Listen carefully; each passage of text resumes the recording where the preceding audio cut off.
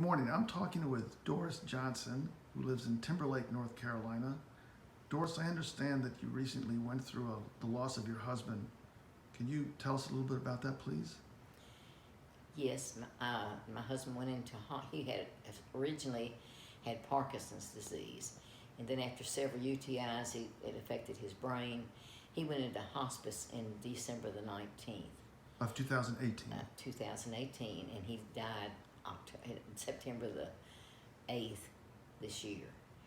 And it was a horrible experience for us, as he couldn't move his legs, he couldn't turn over, he couldn't do anything. I had to feed him like a baby.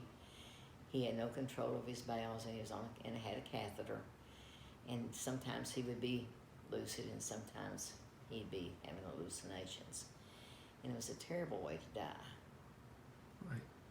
And have you ever heard of medical aid in dying, the process of medical aid in dying? Yes, I have. And how do you feel about medical aid in dying? I think it's great. I think that we ought to have some say-so in how we die if we can't get well. I just think it's terrible to have to think about going into a nursing home and just be a vegetable. And I was glad I could take care of my husband for 9 months. But I think it'd be wonderful if he'd had a choice in how he died.